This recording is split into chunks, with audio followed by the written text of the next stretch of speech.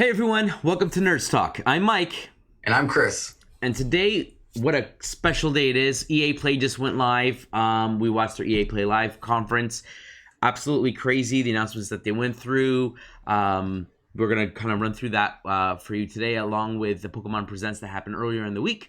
But before we get into our thoughts and kind of review kind of what had been discussed and announced, we just want to go through some quick housekeeping. So here at Nerds Talk, we're trying to develop a community that is great for family and kids and whatnot. And basically, we like to discuss nerd culture, so video games, movies, all that kind of thing. So if you'd like to support us, it doesn't cost you anything. Just click that subscribe button. If you like our videos, you can give us a thumbs up. And of course, as always, we ask that you leave a comment. We love to interact with our community as we try to grow. So with that being said, if you have any other future topics you'd like us to cover, continue to send us emails at nerdstalkinfo@gmail.com.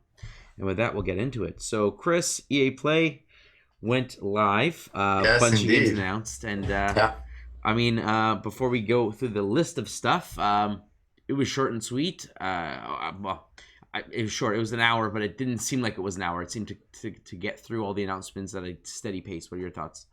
Yeah, I agree. It flowed nicely, so it didn't feel like it was dragging on or that, they had a good amount of interviews. They had, short clips, they had longer clips, they had a little bit of everything, but they made it seamless. They weren't stretching, sports games or a certain genre. They had a good mix of everything. So I enjoyed it. And yeah, like I said, it didn't feel like it was dragging on and it felt pretty quick for an hour. Absolutely, I completely agree.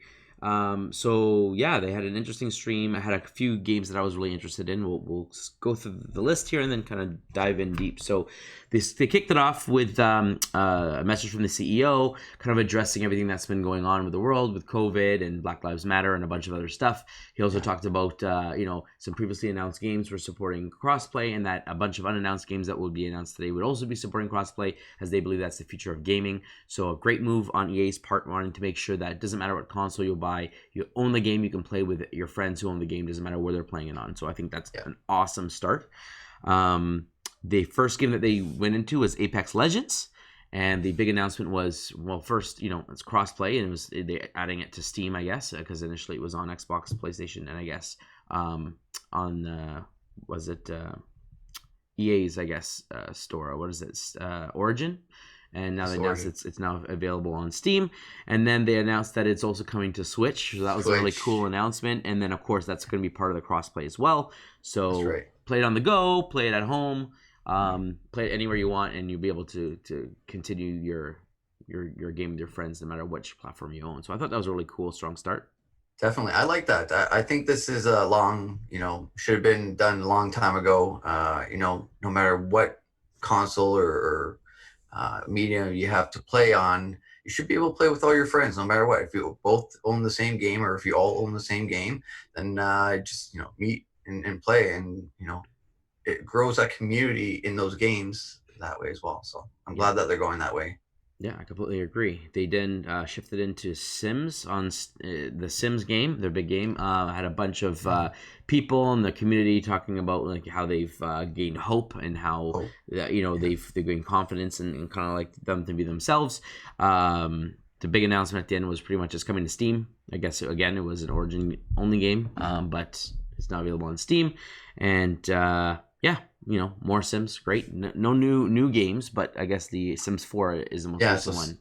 Yeah, so Sims 4 is coming. It kind of threw me off by surprise. I didn't think there'd be an announcement with Sims or that it would be involved in this EA, platform. But it does have a big following, and it always has been. And I think the timing for the, what they're trying to say about hope and, no matter what religion or whatever it is, diversity that you enjoy, you can be free in Sims, and I think that's what they're trying to show what they're hoping the future will be. So yeah, absolutely. The next big announcement was the Command & Conquer Remastered, which I was really excited for. Yes. For me, Command & Conquer was really, really big growing up in regards to, for me, being my first game into the real-time strategy genre, and probably like one of the biggest games to like really make RTS what it is, and pave way for StarCraft and a lot of these other games that kind of came out of it. But no, I know for me personally, my cousin got it for his birthday, and he went upstairs to install it, and I went upstairs with him and watched him play it, and I was just like, this is phenomenal. Like the little army men and controlling everything, the music, just everything about it was great, and the fact that it's now 4K remastered HD, new soundtracks or remastered, I guess, soundtracks and stuff like that, and it's everything from all the kind of Conquers, the red alerts, the expansions. I was like, I didn't realize that this had come out already, or I guess it had just come out, so I was really excited about it, and I was like, yeah, this is something I can get into. How about you? Oh yeah, this is the game that really took that genre to the next level. The way they had it set out, the music, all that gameplay was fantastic and took this genre to the next level. My best friend got it, so we would play at his house, and I'd always watch him, and then we take turns, and I'd get to play. So I really got hooked on it that way.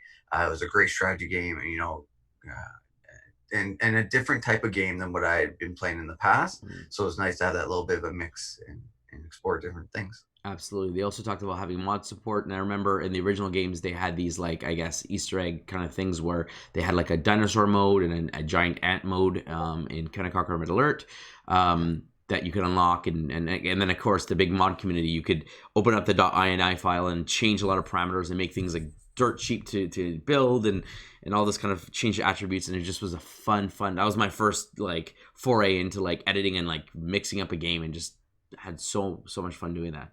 So really glad to know that's coming back, and it's available to play online, playing with friends, and it's something that I think I'll probably get for myself.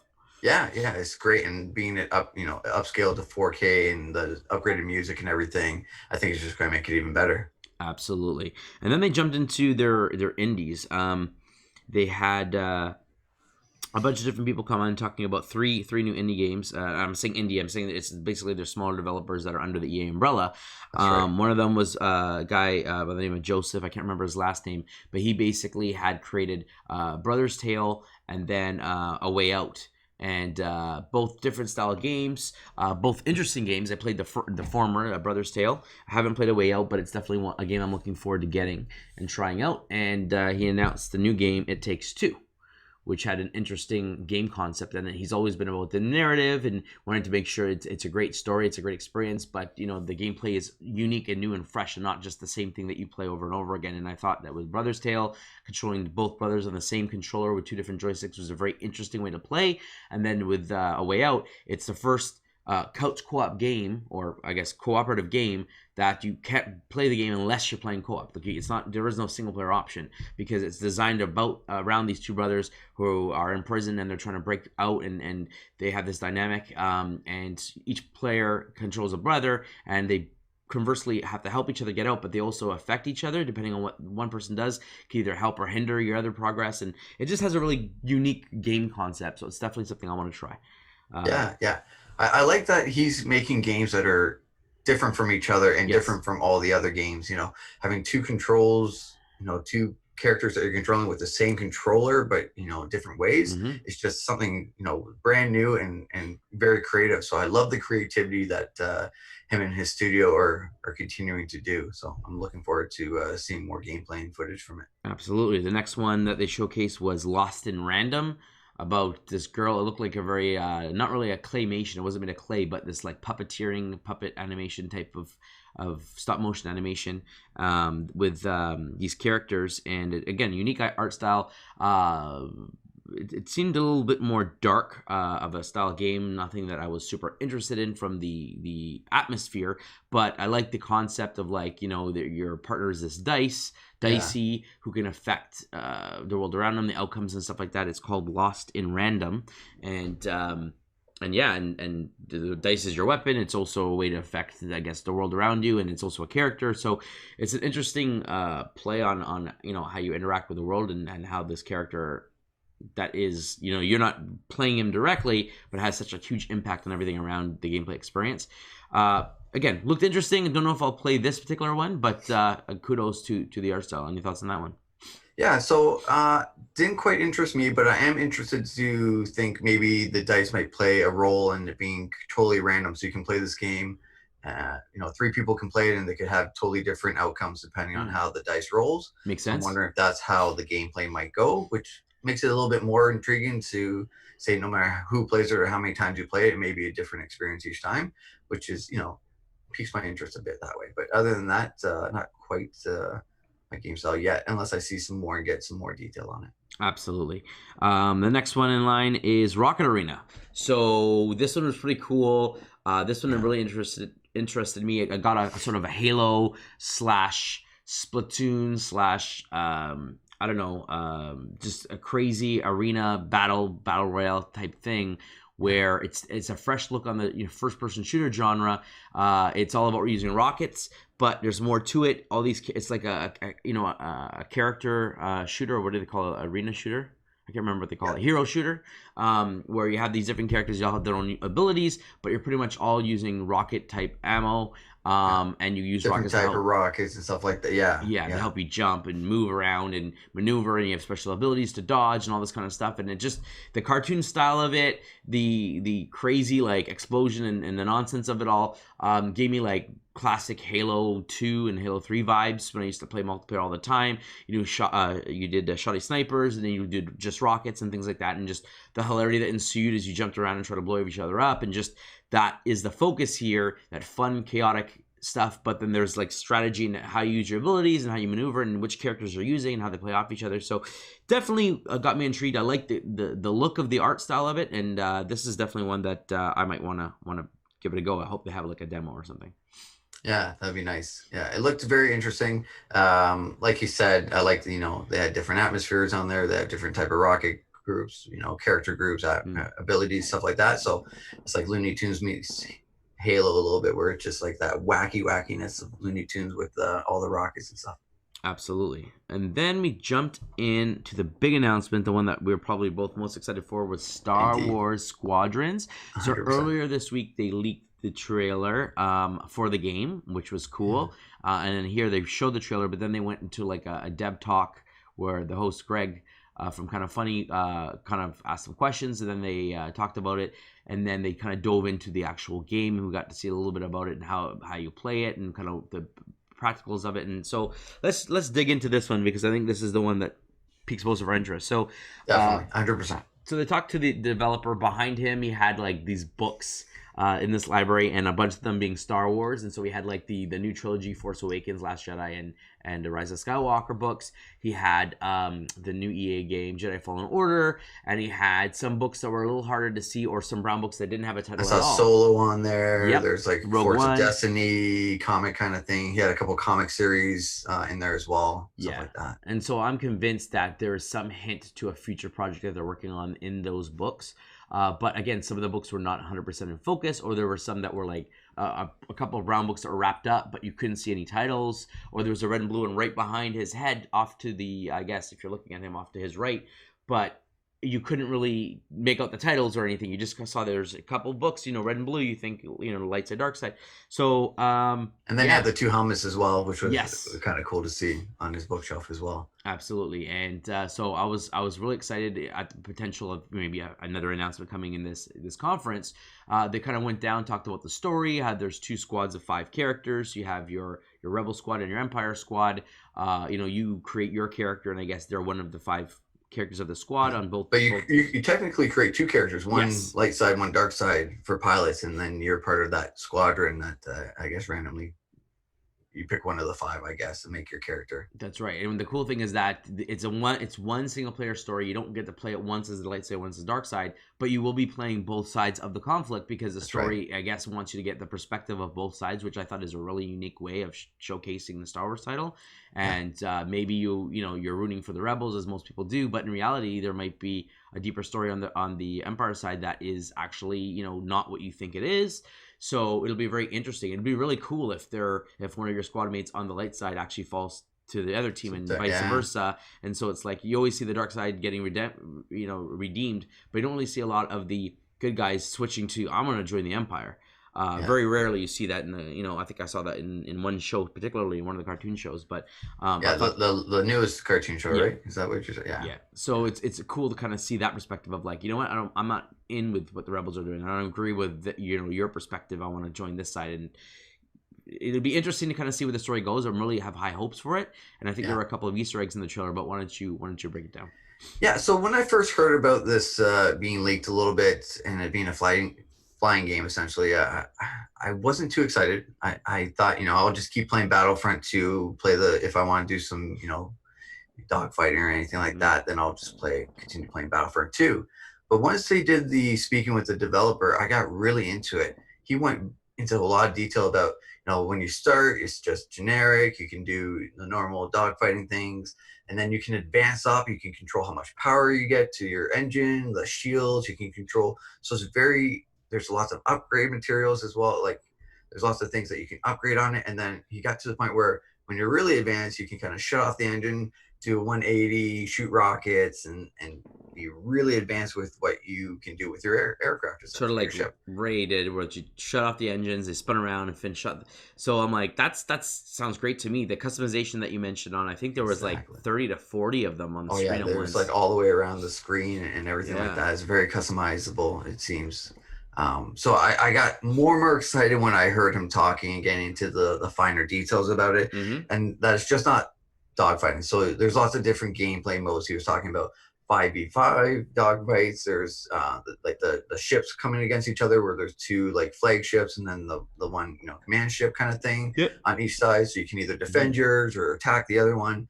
And I like that he got into the details about the 5 different ships. There's the Yes. support, there's the heavy, there's the quick one, there's the all around like X-wing kind of thing, TIE fighters.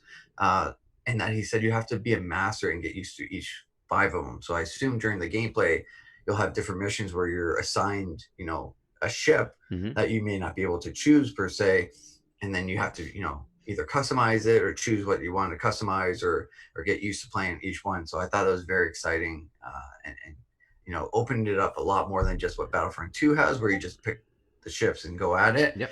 And then I really like that there's a story mode to it as well. I'm a big fan of story modes, especially for Star Wars games.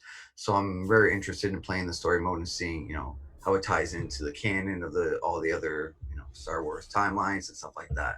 But you were talking about little Easter eggs as Yes. well. Yeah. You found one I didn't catch on to right away, so I'll let you talk about that. Yeah, so during the trailer, the second trailer, I guess, reveal of it, they were getting a mission from a hologram, and there was a Twi'lek there, and it turns out that particular Twi'lek was Hera from Rebels. So she's there, she's giving the missions, joining the Rebels officially, right? Which makes sense because of the timeline of when the game takes place, right? She Absolutely. is said to have been part of the battle and joining the rebellion and stuff like that. So that's really awesome that they're again connecting the connective tissue. This is a canon storyline. Everything going forward, video games, comics, movies, all that kind of stuff is meant to be canon, and they're trying to take as much care as possible to make sure everything ties in nicely. And so I'm really looking forward to this story and getting to know more of kind of what's going on out there. And yeah, so I thought that was a really, really cool little thing that they put in there, and I think you saw something. The other one was Wedge. Yeah, yes, that was in the first one when they leaked it as well. So everyone was excited to see Wedge in there and find out what happens to him a little bit. And so yeah, it's very, very exciting. Now the developer did say that there would be other appearances, other people that we know that you come across in the storyline, and obviously they're not like the main focus, but they're there. They're in this time period, they're in the world, or whatever so it may be. It would make sense. And I'm like, oh, I'm so excited to kind of see again how that folds out. If Battlefront 2 is any indication where you cross paths with some big names, I'm all for it. Let's do it. I really like the support class. That's a new way of looking at a new ship, because you generally have your fast ship, your slow, heavy damage ship, and then your all-around ship. And then they added this support class, the U-Wing and the TIE Reaper, where you can like shoot like essentially like health packs or like health shots into heal ships. You can use like tractor beams to slow other ships down, or disable features or radar jam, and just you're basically not really doing the most damage to someone, but you're assisting so that other ships can get away or do their job. And I think that's a really cool way of doing it. So if you're not really great at dodging incoming missiles or nailing those runs in tight places, well then you can be potentially a support class who kind of comes in and helps those people who are better at that job. So you're Yeah. still an important part of the team, and I think that's great to bring other people in. It might be a class that more people gravitate to start off until they get used to the controls, and then jump right into oh, I got to be that really fast flyer, and then have that quick reflexes of turning on a dime and that kind of thing. Or I want to be the slow and heavy, let these guys clear the way and I'll come in and do the massive damage. So I'm really Yeah. excited to see how that how that progresses, especially with the customization options, where they discuss use so many ways to customize your ship. So you want to have better shields, you want to have more damage. Then you can think of hybrids of you have the really fast flyer, the interceptors and the A-wings, but they generally, while they are the fastest, they're not the best in terms of overall damage, right? You go in, hit quick, get out, kind of come back in for quick runs, but you could probably spec it to do way more damage and have a really fast, good damage ship, but at the cost of maybe some shields or some other special abilities, who knows? Or vice versa, you have a heavy bomber who does lots of damage, but you decide to up the speed so you can get in a lot quicker and hit that damage earlier. So many ways that you can customize these ships that I'm excited to kind of play around with. And my hope is that down the road, that there will be hero ships available. And it may not be something that you just pick at the start of the battle, because that wouldn't be fair to everyone, but perhaps randomly in each battle, they assign a hero ship at certain points in certain missions. It may be during these specific fleet commander battles, or whatever they call them, the fleet arenas. And allow you to pilot the Falcon, or maybe Boba Fett Slave 1 or something like that, just the way Battlefront did. But instead of it being based on how many points you earn, so the best players are the ones who always get the best ships, it's lets everyone have a chance at being their hero at some point. Randomized or something like that. Yeah. So the main focus is your ship and how you customize it. That's what you're gonna fall in love with. Just like Poe Dameron has his customized X-wing and Han Solo has his customized Millennium Falcon, but to be able to fly these classic ships that everyone likes and knows would be a great addition, I think. Yeah, that would be very cool indeed. And going back to what you were saying about there being the support people, I think it'd be good, because if you have a bunch of people like there's lots of people that play D&D, and there's always a warlock or sorcerer, and then there's a Healer. killer. There's a heavy damage, there's a shield. There's a whole bunch of different type of characters that people gravitate to. So now with this game, you can kind of gravitate to what you generally like playing when you have that choice. So it's nice to give those options, and then maybe you can bring a clan together and you can do, I don't think they'll do different raids, but they might be doing, different battle where, you're doing different fleet ships and stuff like that. So it might be interesting that way. Yeah, and then they could introduce like a new stealth type class where your ship comes in cloaked, so you're off radars, or people can't physically see you, with an ability that makes you invisible, and then so you can kind of get in and be that kind of like rogue or thief class where you're kind of jumping in from behind the enemy lines, doing some damage and getting out as quick as possible. Who knows? Like there's so many things that they can do. We know in Star Wars they have so many different technology and stuff like that they can add into other planes that they haven't officially announced yet, but I'm sure will be on the way. So yeah, I'm really excited to give this game a go. The release date was October 2nd of this year, 2020. Not too far. Not too far at all. And we know that the next Battlefront is probably going to be worked on in great priority. And we also know that Jedi Fallen Order, a sequel, is being worked on, but unfortunately that was not announced during this conference. Yeah, I was a little surprised by that as well, but they announced something else that we'll get to later. But. Absolutely. So after Star Wars Squadrons, they moved into a sports reel where they kind of showed off Madden NFL 2021 and their new FIFA game as well.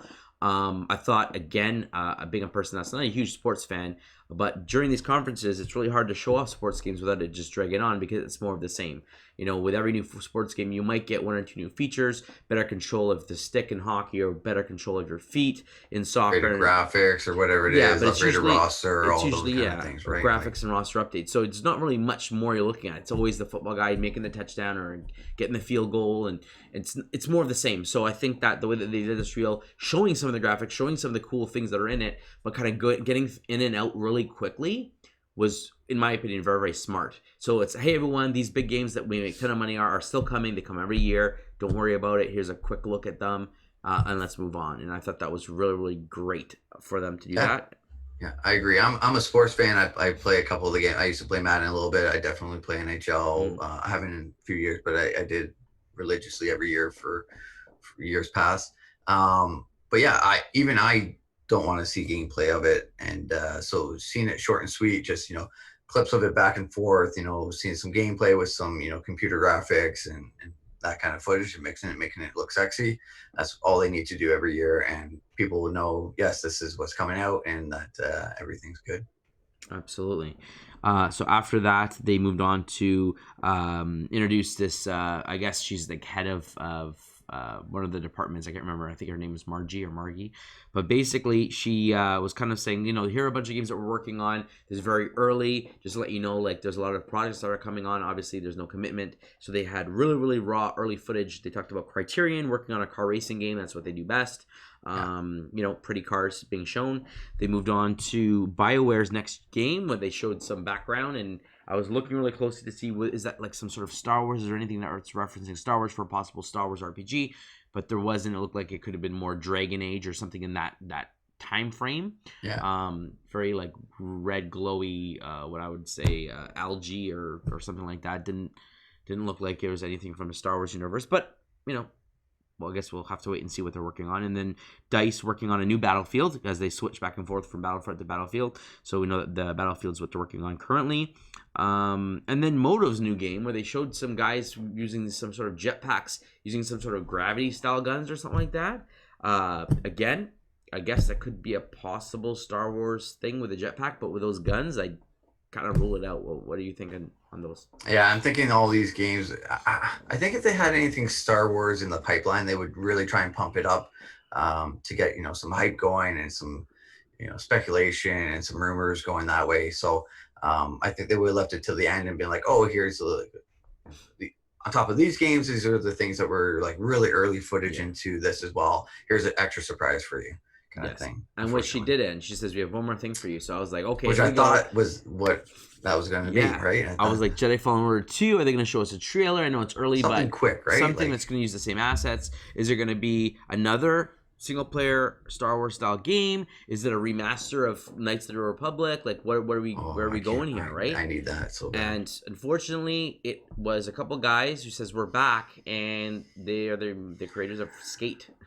Which I don't know. One old guy that talks like a surfer guy that's way too old to be into this kind of stuff, and another guy that's trying to be professional, but whatever.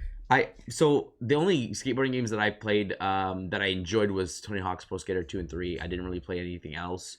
I thought it was pretty fun. What really made the genre, music, right? That's what exactly. Big name, Tony Hawk. Everyone knew about him. I was the same way. Like that's what I got into. Tony Hawk 1, 2.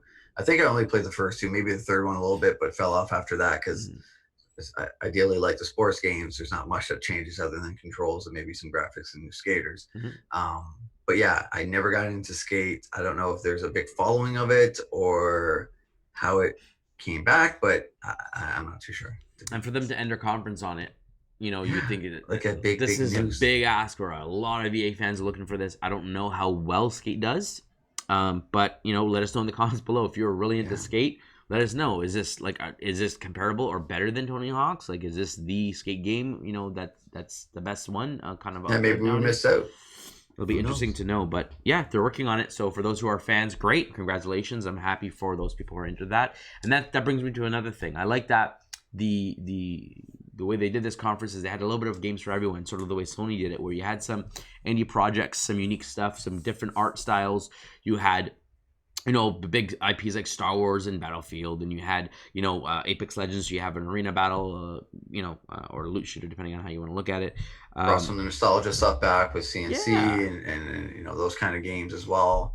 Yeah, it's a little bit of a sport. It's just a little bit of everything, and I gave them kudos that they were able to keep it condensed and straight to the point. They had these little gold letters kind of strewn about, and at the end it spelled out EA Play, right. EA Play Live. And so if you went to their website, you could select the game that you want for free, and you enter in the code, and you get entered into essentially a sweepstakes. I think you get like 10,000 entries if you put in the code, and then I guess they're gonna draw, and I guess one of each game, maybe 5 of each game, who knows, there will be some winners of getting these copies of these games. So I'm like, oh, good on EA, why not? These aren't brand new games. That's a nice little bonus, right? Like, get people to watch, you get a chance at something. Exactly. It's there's no harm. It helps people watch the stream, keep them interested a little bit, a little carrot at the end of the stick, right? So absolutely. So I mean, overall, I thought the conference was done very well.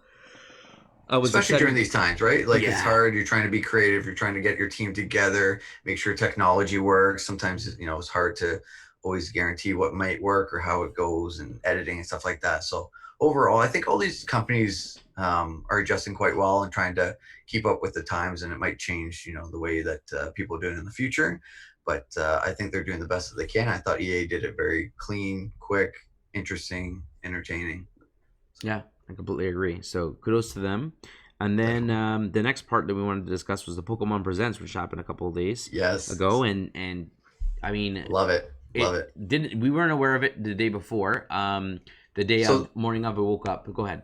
yeah, so they're essentially releasing their DLC that day, Hmm. and everyone was just looking forward to the DLC and starting to download and stuff like that. And all of a sudden, news came out that they're doing like an online presentation at early in the morning. Yeah, So it threw everyone. I got some messages from friends being like, "Did you know about this?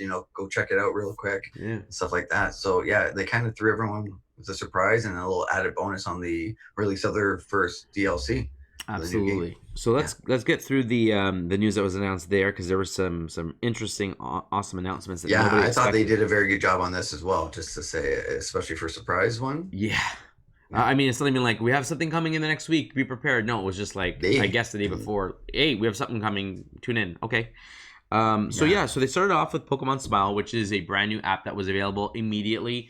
It's about getting kids to brush their teeth, young kids to get them to brush their teeth.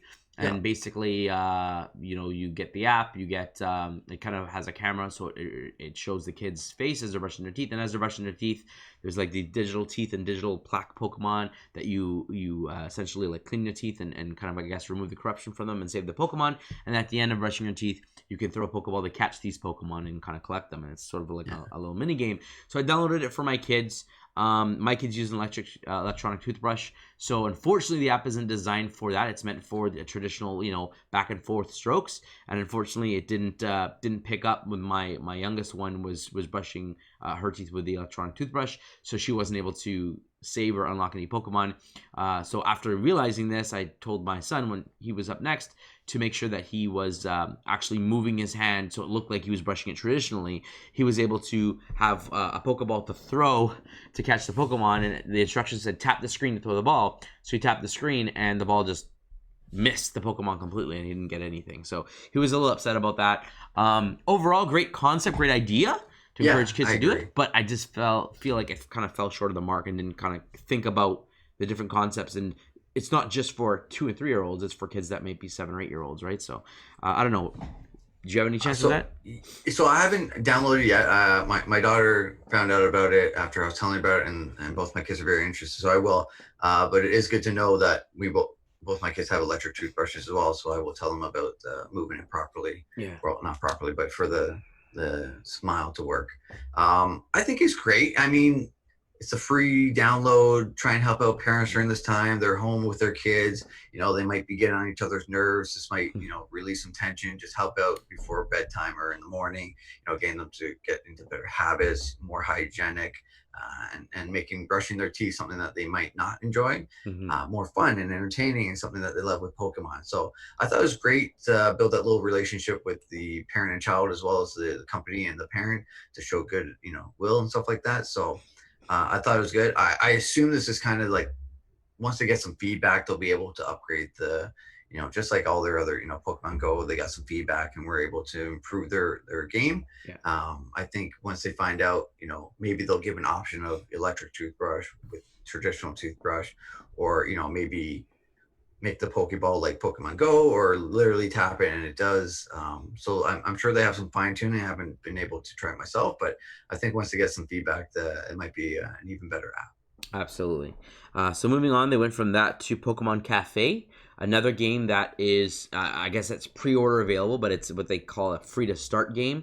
Yeah. It's available on both your smart device and on the Switch. And Which basically, go I ahead. love, because I thought it was going to be a mobile game when I Mhm. saw the footage of it only. So I was like, okay, another mobile game, but to have it on mobile and Switch, fantastic. I thought it was so smart. Yes. Now I hope. So going back to the other game that they had that was both on smartphones and on Switch was the Pokemon, the ones It was that like they look like Minecraft one, blocks. wasn't it? Yeah, they Like the look like little quests. blocks, right? Yeah, Pokemon Quest Yeah, it or might have been called Pokemon Quest. something like that. My son So played it. Yeah, they didn't link like your save file or like link it to your Nintendo ID. So your Switch game, your save and stuff, your Pokemon did not match up with your phone, and you couldn't like link them together or anything like that. So I thought that was a miss. I really hope that's not the case with Cafe, because especially with the Switch being a hot system, very hot system in the household, if you only have one and you have multiple kids and they both want to play it, well, one can use their Exactly. iPad and one can use the Switch, and then you can take turns. Or if you're using the Switch and they still want to play, they can continue their progress on their smart device. So I think that would be great, and I hope that it is linked to your Nintendo account so that your progress can move over. But we'll have to wait and see when that officially launches. I checked the iOS store; I wasn't able to see it there to what they call pre-order, Yeah. but it is coming soon. And the premise is essentially it's a puzzle-based game where you're solving puzzles to, I guess, unlock ingredients or items, or I guess helping Pokemon to actually like cook or make these baked goods and drinks for this cafe that you're running, and your customers are all other Pokemon.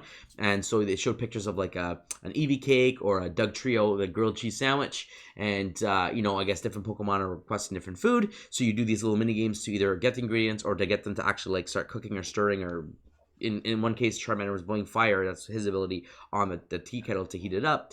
And you serve the food, and as the customers you get their rating up, they'll join your staff, which unlocks more abilities, more recipes, and of course the ability to expand your cafe. But overall, I thought the concept was really unique. I thought the puzzles they said would be varied. It's not the same like a match 2 game where it's the same thing over and over, but there would be multiple different puzzles, and how you'd solve them or how you'd play them to kind of progress. So it intrigued me. It looked fun. I showed my kids; they were both interested in giving it a go. What are your thoughts on that one? Yeah, so I thought it was very interesting, especially puzzle based. They haven't really had any Pokemon puzzle based games, but this isn't your traditional puzzle where you can either match different shapes in, like Tetris or whatever it may be, or match the colors or anything like that. This is, I feel like a kind of randomized puzzle as well, because you're mixing, and it just depends on the way that you mix that the certain things match up and so on. So I thought that's interesting. So it may be different every time you play it, which is great, and a little bit randomized, so you can't really cheat in it or try Yeah. and manipulate it that way. Mhm. And then I love that you could customize your space at the same time, so you can expand it to make a more eating space, or add Pokemon to your group, or depending on what kind of word of mouth and how good your food is, different shadow, you know, silhouettes of different Pokemon will show up, and then they'll start coming to your cafe, and then you have the option of, if you're doing a really good job, them joining your team, and then you can expand your recipes and stuff like that. So I think it's going to be a very interesting game where you can kind of evolve in the game as you play, and get more and more into it, bigger. So Yeah. definitely something interesting. I'm looking forward to. Yeah, so it's definitely one I think that we're both going to download and give it a go. Yeah, Um, definitely. the next big announcement, this was the biggest one for me, was a out of nowhere surprise. So they're basically bringing back a game that people have been asking for since the Wii U. Well, I mean, they've asked for it obviously on the Wii and stuff like that, but the Wii U was like, it almost felt like it was designed. So what we're getting at is they announced a brand new Pokemon Snap for Switch. Can't Um, wait for it. it's Cannot. under construction. We're both excited for it. Yeah. Pokemon Snap being go around, take pictures of Pokemon to capture them, as opposed to using Pokeballs, and you're basically capturing their images, on photographs.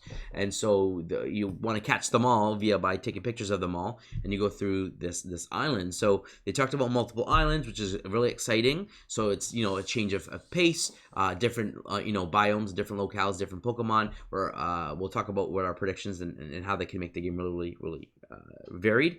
But Definitely. what I thought was really cool was for this particular iteration, it's unlike the original on N64. It's not following one generation of Pokemon. This is going all the way up to, we saw Sword and Shield Pokemon. So you've That's got right. potential 800 plus Pokemon that you can capture in one game, one experience. The graphics look phenomenal. Oh, There's did they ways to ever? interact with them, and obviously it's about taking pictures. And Yeah. when I saw this trailer, I was like, "This is awesome! This is what we've been wanting for." The Wii gamepad, everyone wanted it for, because you hold it up like a camera and it interacted with your TV, and everyone was thinking this is made for the Snap, and it never came out. And lo and behold, the next system is a Switch, and it's under construction. So they knew the fans wanted it. They brought it here. My only ask is that this game is perfectly designed for a VR experience. And after trying Labo VR and their underwater camera, and that experience of zooming in and out, moving around, seeing everything, it just felt so immersive. And I think this game would just be like a AAA title that would just make that product 10 times better. and I couldn't think of any other way that that this particular Labo thing, an add-on, would be better suited for than Pokemon Snap. They've had an addition to Mario, a VR mode, in Legend of Zelda you can play the whole game in VR, Right. and Right. a mode in Smash Brothers as well. This game, if they don't add a mode, they are missing a huge opportunity of just drawing more fans in, because if they had a VR mode, I don't think I'd play it any other way for this particular game. But what's your thoughts on this? So the first time as soon as I saw this trailer, one, I thought the graphics were fantastic. I loved it. Second thing was, this would be perfect for Labo. Yes. After experiencing your Labo, Mhm. and playing the underwater stuff and stuff like that, that's the first thing I was like, Mike's gonna want this for VR, and everyone should want it for VR as well. It will upgrade the gameplay to the next level. Other than that, I thought it was perfect. I love how you can interact with them, throw berries to get different pictures or bring different Pokemon out, maybe per se. And then also how the Pokemon interact with each other. There's a bird that swooped down and picked up a Magikarp. Yep. There's Pokemon sleeping on Snorlax and riding on Lapras and all these different things. So it's very cool. I love, seeing Pokemon interact and being able to take a picture of that, and then maybe having it randomized and such like that. But I was very excited. The graphics look fantastic. So I'm really looking forward to it. It's going to get both genres, the nostalgia genre, who were young enough to play the original on N64 and fell in love with that, and then the newer genre where this is brand new to them, but they love Pokemon, and it's not something fresh, similar to the puzzle game. They've never really had an opportunity, maybe unless they have someone that has an N64 version, to play something where they can take a picture of their favorite Pokemon and different Pokemon. So I'm really looking forward to this as well. Yeah, I'm so stoked. I mean, the Labo VR is an actual camera, so it couldn't get any better than that. And then in addition to that, you have the what do you call it here? We were gonna talk about like what we think that they could bring out from like how to make the game better. So they talked about multiple islands, which is great. Let's say they have 10 islands. They have a rock. Water volcano island, water based, or you're going through underwater or something like that. You have this one that we see, you going through a forest and have like a beach scene. So they just have different varied ones that will have different Pokemon on the islands that can appear. But then to make it better, instead of it just being each time you go the same experience, you actually have the what do you call it, a day and night cycle, so you can have different Pokemon at different times of the day. And in addition to that, you can have what was it, like, weather affecting it, essentially, right? Like the first thing I thought was, they could change it with weather and have it, rainy or hot or whatever it be, and then certain type of Pokemon come out. So every time you play it, depending on what day it is, it could be like, I have to play today to see what the weather is like, and then which Pokemon will come out. So it'll make the replayability of this game even higher, and then you can, try and catch all 800 plus Pokemon, because you can't do it through one time, obviously, or different levels. So they can really make this unique and have a whole bunch of different, like you said, day and night, weather, so you can play at night and day, and then have whole different experiences each time you play it, which is fantastic, I think. Yeah, so if you think back to like the original, and you're going through, and it's like, okay, that you've gone through it a couple of times, and like, okay, over here there's going to be like a Pikachu and I don't know, let's say a Mew flying by, like you said, right? You could be a Mew zipping by at this specific part of the trek, so you got to be prepared for it. So you've gone through it once, you kind of know what's going to be there, and you decide, okay, on this one, am I going to take a picture of the Pikachu? I'm going to try to catch that Mew, and then the next time, okay, I got the Mew, let me go back and do it again and catch the Pikachu. But you kind of know what to expect. It's the same old. But if they add the same trek, you want people to go back multiple times to catch the Pokemon, but just to make it more varied, they could actually have, there's 5 different layouts from the perspective of, generally speaking, when you go by the beach, there might be that PG or whatever coming down and grab that Magikarp, but there could be one time that you come, the Magikarp's not there, and it's something else that's there that time, or while you're focusing on that, there's a Pokemon that flew by behind you, so you got to be looking at, everywhere at all times to kind of figure out what you're going to do. But each run you go to, it's not going to be the same thing over and over. You have, one of 3 different potential runs where certain Pokemon may appear, or in each section of the run, there's 5 potential Pokemon that can appear. So if you're looking to catch that Pikachu on this run, the Pikachu's not there; it's something else. So you focus on that. So it encourages you to not just try each island, but to try it multiple times, not just with different weather and day and night cycle, but even the same exact time, multiple times can change it, and so it gives that fresh feeling of like you never know what you're gonna expect until you've literally got all the pictures, then you've seen all the different variations. But it just makes it more fresh and gives it more longevity, and then you give it to your kid and they're excited and, oh, I saw this Pokemon, did you see that Pokemon? So that, plus like you said, the interactivity of being able to throw berries and maybe pulling one out of the bush that was you couldn't see otherwise, so now you're going to be going through and tossing berries at every section to see if more Pokemon come out, would just make this game, I don't know, the perfect version. I agree, because the N64, they can only do so much, and they had pretty much one thing that happened every time, right? So they had one run, but it was still fun. But if they can make this even more elaborate and randomized, or specialized, anything like that, where it's always different and keeping you on your toes and excited, and a little bit of competition as well, right? Like, I got this awesome picture, and you're comparing it with your kids, or you and I, or whoever it may be. It makes it a lot more fun when it's interactive and different and exciting, stuff like that. You can get excited about it. Just had a brand new idea when you were saying comparing pictures and who got the better picture. What if 1 out of every 50 runs there could be a shiny? So now you're going through catching the same picture, trying to get the shiny version. All the shiny, yes. Nintendo and Game Freak were writing the game for you. Come on, guys. Shinies, special, maybe different forms of the same Pokemon, Mega Evolution, surprising coming out of the background or something. Like, let's do it. Let's make sure that it's not the same thing over and over. We talked about multiple islands, but let's make sure each island is not the same experience. Let's add some variety, weather, day night cycles. This is make it always fresh, right? Like, make it always exciting, fresh, never knowing, right? That's what makes it really exciting. Not knowing what you might see or find is exciting.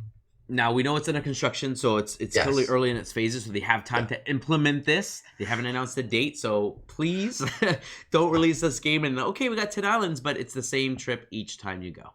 So let's but we'll have DLCs or whatever. So so let's do this right. Let's make it varied. And they can add DLCs, they can add new mechanics, a co-op mode somehow. That Who would knows? be awesome. Like, different ways to do it. Each one has their own Joy-Con to aim where you're looking, or I don't know how that would work. I guess that would obviously work for the VR mode, but man, there's just, I mean, ultimately if they had a VR mode, I'd be happy, but adding all this other stuff would just make it, from like a 9 out of 10 to like a 12 out of 10. I'm just ballparking it here, but come on.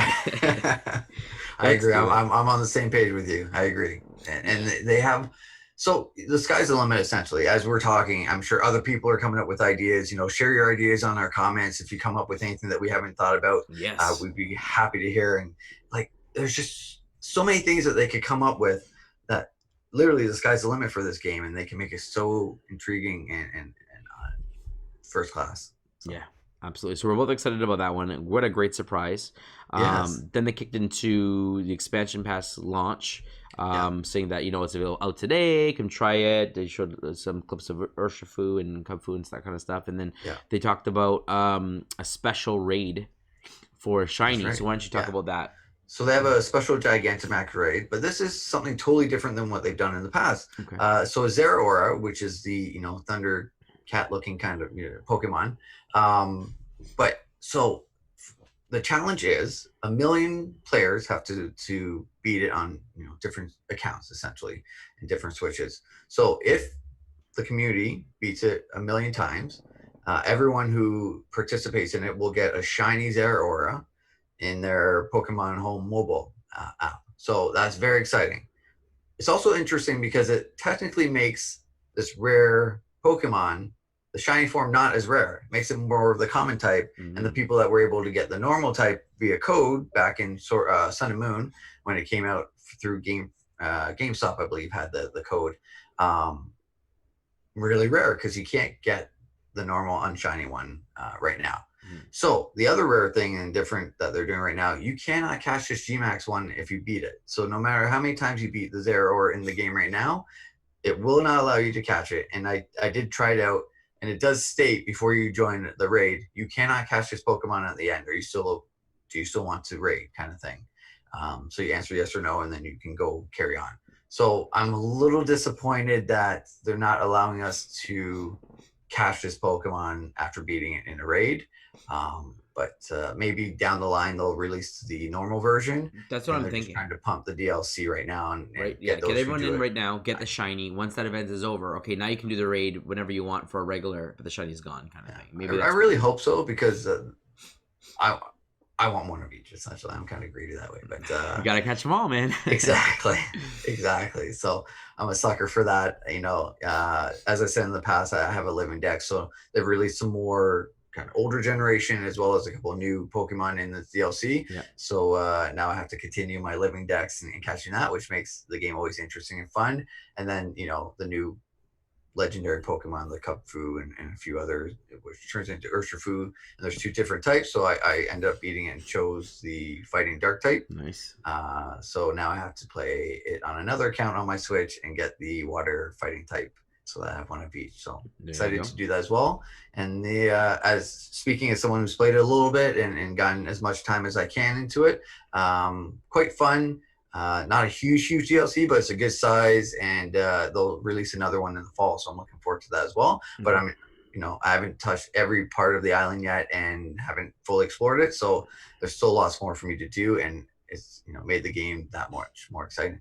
Awesome. And it's a new wild area, right? That's Which right. is So like, completely kind of different island that you can take and travel over to. So and it's the wild areas where you see the Pokemon roaming free and very like Let's Go Pikachu style, where you see them and you can go and battle the ones that you want to catch, right?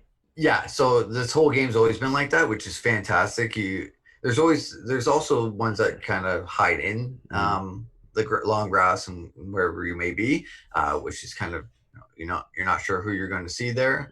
But there you also see the ones that are like Let's Go Pikachu, where they're out in the open, which I like. Also, they added a little feature in this where the Pokemon can now follow you. So the first one in your party will come out and follow you eventually once you get to a certain point in the DLC. Nice. So it's kind of like Let's Go Pikachu, where they literally follow you. That's and awesome. like that. So it's cool Which is that what way you too. expect. You see the anime, you see the cartoon, you've grown up with this stuff. Like that's what you want. You want your buddy Pokemon to be with you, so that makes sense. Exactly. Yeah. So it's kind of cool that way. So that sounds awesome. They shifted over to Pokemon Go and Yes. talked about Made some huge a announcements. brand new there, too. update coming to it, and it was a surprise to everyone. Mega Evolutions are coming to the game. Yeah. That was exciting, and we don't know how they're going to do it. We have some speculation on what we think they could do, but give us your thoughts. You're more of the Pokemon expert than I am. Yeah, so they've announced the Mega Evolution. They showed the symbol for it. They didn't really get into details, but they said it's going to be completely different than typical gameplay because obviously Pokemon Go is a different type of game, being mobile and kind of fighting one-on-one type of things. So you only have 2 to 3 move sets essentially. So it will definitely be different, but very interesting. I also heard a rumor where they're going to have Mega Evolution come into Sword and Shield as well. So it makes sense to bring it into Pokemon Go, and it's been a big hit in past games as well. Mhm. So very excited to see that and interested to see how they might bring it into Pokemon Go.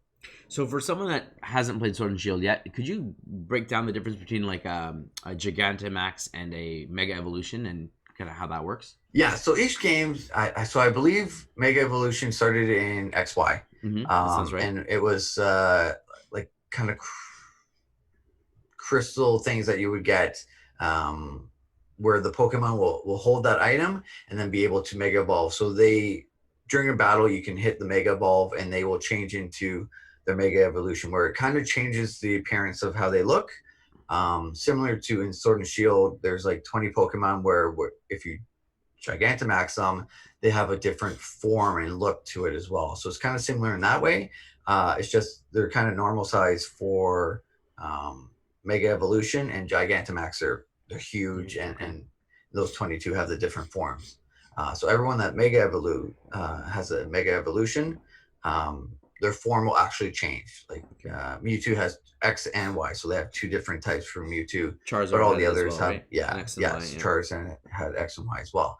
But all the others kind of had one Mega Evolution, and not all Pokemon could do it. So similar to G-Maxing, only certain Pokemon have that ability, and you have to find that crystal or whatever it may be. I can't remember offhand, unfortunately, but you have to go around the game and collect those different ones for each one. Okay. In Sun and Moon, they had Z moves. Z moves, yeah. So that was something different. They didn't really have. You could bring your Mega Evolution in and use it, but you could also use Z moves, where it's different mega powerful moves. So it didn't change the Pokemon at all, but it gave their move like the super energy move kind of thing where it did max damage and lots of damage. Okay. And then in Sword and Shield, they have the Gigantamax where they become really big, get a little bit more power, and their attacks are stronger. Mm. But that lasts for 5 moves as well, and then they shrink back down. And then there's those 22 to 26, and there's more now in the DLC that can Gigantamax and actually change their appearance that way. So with the Mega Evolution, it's like they are holding their special item. You hit a button, they do it. And then for the rest of the battle, they have that form, or is it? So I believe it's 3 or 5 moves as well. So similar to the Gmax, where it's only a certain amount of time. So you have to pick the right time to, in a battle to use those moves. And same with Sea Crystals, you can only use once. And then is there any recharge time, or is it once per battle period? Once per battle, yeah. Okay, so that's interesting. Now, with the original one, do you know if with the Mega Evolutions, could you have, let's say, on your roster, you have 6 Pokemon with you. You have all 6 that can Mega Evolve. Could you then, have one do their move, Mega Evolve, then take that guy out? The next guy comes in, he can Mega Evolve. So it's one per Pokemon, or is it one per the whole battle? I think it was just one per battle. Okay. To be honest with you, because I know that's how Gigantamax works, right? You pick one Pokemon and that's it. The other ones, even if they have the ability, you can't do it. It's a one-time thing. Correct. Yeah, you can only do it one time. Yeah. Okay. So with that being said, how do you think the Mega Evolutions are going to work in Pokemon Go? Because the raids, I would assume they'd be best used in a raid when you're fighting a really hard boss, using the extra power and damage to take the boss down. But do you think that'd be used in battles? And if so, how would it work? Do you think they'd add a held item now to each Pokemon you got to find, or what are your thoughts? So my guess is that you'll have to get either like a TM or some sort of, you'll have to earn it somehow, similar to, how you want to evolve a Pokemon. Sometimes you need special items to evolve it. You'll probably need to earn special move, Mega Evolution crystals for the characters that you're trying to get. And then I would guess it would be a slower charge move that you would be able to use once, or you might be able to click that button and in one time in a battle you could use it kind of thing, and you have to pick the right time to use it. So that would be my guess on how they would have incorporated into Pokemon Go. Either add a 4th move set where maybe charges slower, or have the available where after a certain amount of time it shines, and then you can pick one of your moves to upgrade the power of the move or whatever it may be. Or I'm sure they'll have a little graphic where it changes your person into it, and maybe it charges all your moves that once you make it evolve for a certain amount of time or something like that. So, interesting. Yeah. Okay. So yeah, I mean that sounds exciting. It definitely could add some variety. We hope, and not more of the same. So we don't have a date for that, but it said coming soon. And just knowing how many events and how many things kind of go on with Pokemon Go on every month, I would assume it'd probably be sometime before the end of the summer. I would assume, but again, it's an assumption. They could wait to have it in the fall when they need to draw more revenue in, or whatever it is for their investors. Yeah, but, so it'll be interesting to see when and how they roll this out. So definitely some exciting news, though, something different. Yep, and then that's not all they did. Yes, they also announced a Farfetch'd event, which went from the morning, that they did the conference, right till the next day, so 24 hours essentially. But we found out that cutoff, which was 9 o'clock Eastern time, wasn't the actual cutoff. They were still able to find them up until at least noon, I think. Right? Yeah, between 12 and 1, I think were the last time I saw the Galarian Farfetch, which was a nice surprise, because I was trying to get as many as I could before 9 a.m. And then I opened up my Pokemon Go again, and all of a sudden I'm like, oh, they're still showing up, and they're nearby in that little area where it shows nearby Pokemon and stuff like that. So it was a nice little surprise, and it might have been because not a lot of people knew right away, and Pokemon Go itself didn't show any news until later in the day, around 11 or 12 or maybe 1. So maybe they decided, since maybe there was a glitch and it didn't get out right away, that they would extend it so that everyone saw the news and had the full 24 hours. Had the chance to make it fair. So there's no evolution for him yet, but we do know that Surfetch. Yeah, we would assume that it would be coming. I mean, all the Pokemon that evolve in the game generally have their evolutions added at some point in time. We have a lot of Galarian forms that are hatching right now through, is it 7K eggs? Yeah. And then one's available in 4-star race, the Galarian Weezing. Yep. But all the rest are available in the 7K eggs. Yeah, so I caught as many as I can. I have like 130 candies in hopes that if they do evolve them and require 100 candies, I'm ready. If they require 200 or 400 candies, like some of those other Pokemon, Unfortunately, I'll be out of luck because it is a Japan I have exclusive to use it Pokemon. as your buddy and Yeah. pop all those rare candies into it as well to Yes, get that. yes. So I mean, at least I have one that I can do that. But Exactly. I have no way of getting the original Farfetch because it's Japan exclusive, and I missed the event when he was here. Yeah, so So I was lucky enough. They did, I believe, a 24-hour event for him as well, maybe 2 days. I don't remember 100% offhand, but it was a couple of years ago where they released some. They had another event where trainers did certain marks, then they would release the original Farfetch for a certain amount of times I to assume they did the worldwide. same for Mr. Mime and Kangaskhan and stuff as well. Yeah, and then they had an event where Mr. Mime and Kangaskhan and Taurus for those that were for different regions. Those were hatching from certain eggs. I think there were 5K eggs Okay. that they were hatching from. So that was the time when I was really trying to hatch those eggs as much as I could when that happened. So Absolutely. yeah, So I mean, yeah, I mean that was the majority of the news from the presentation. Really, really strong. They did end with a we will have more news to share with you of an upcoming project. Look forward to that yes, next week on another Pokemon Presents, and that's coming up next Wednesday. So that's right.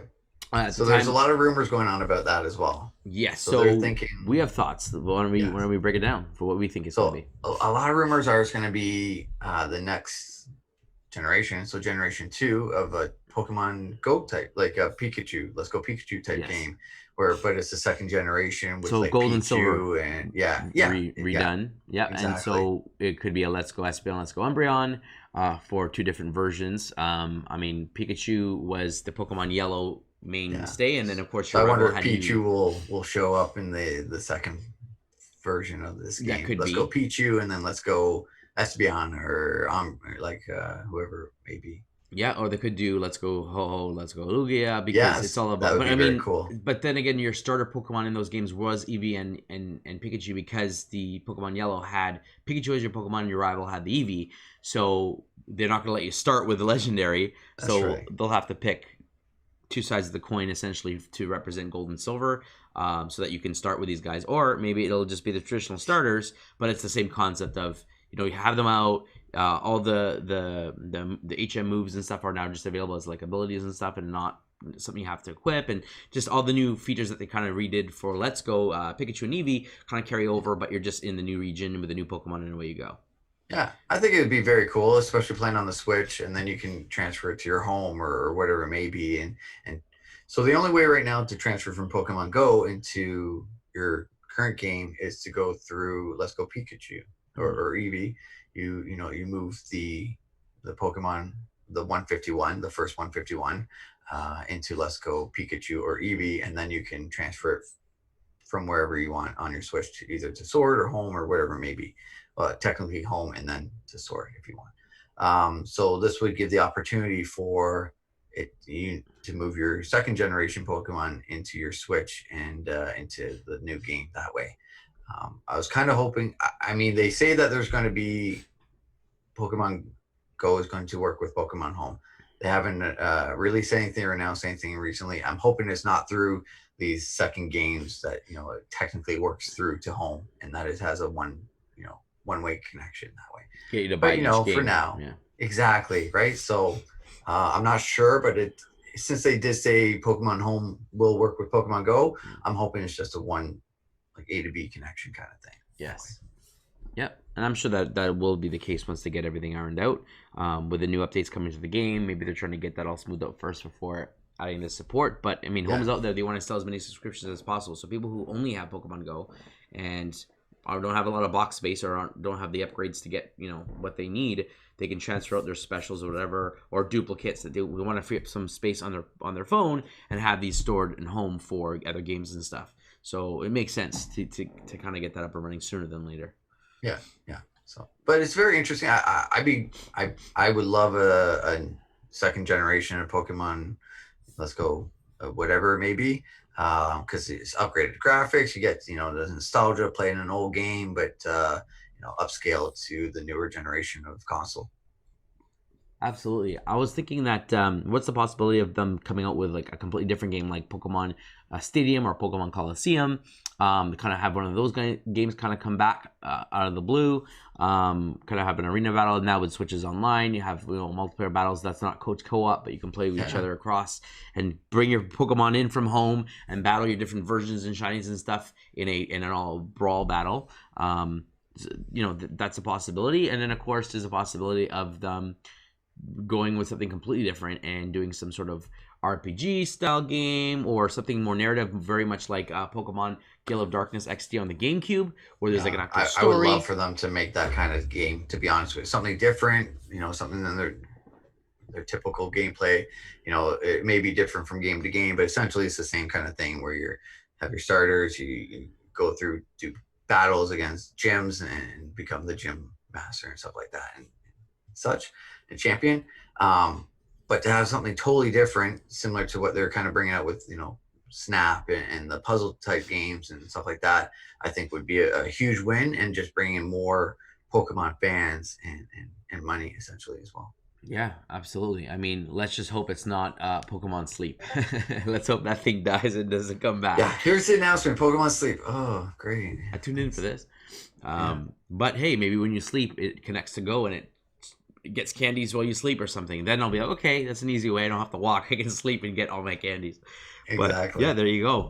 So I mean, there you have it, folks. These are our thoughts on the Pokemon Presents on the EA Play Live, the games that were announced, our thoughts on them. But what do you think? Let us know. Drop a comment below what your favorite moments were from EA Play Live and or from the Pokemon Presents. What do you predict the next big announcement is going to be for next week? Do you think, along with me and Chris, it will be a Let's Go Gold and Silver Essential remake? Do you think it's a brand new game? Do you think it's bringing back an old favorite like Pokemon Snap is coming, maybe a Coliseum or something else?